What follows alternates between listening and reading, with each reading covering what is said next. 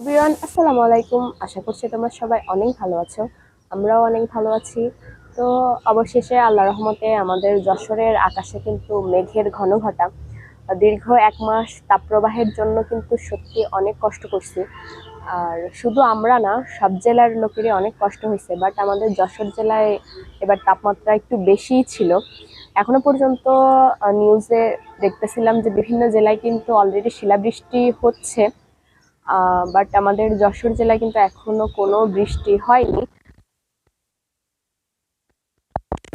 যার জন্য সেইভাবে তাপমাত্রাটা আসলে ফিল হয়নি। বাট আজকে মনে হচ্ছে যে না, সত্যিই বৃষ্টি হবে। আর প্রচুর ঠান্ডা বাতাস।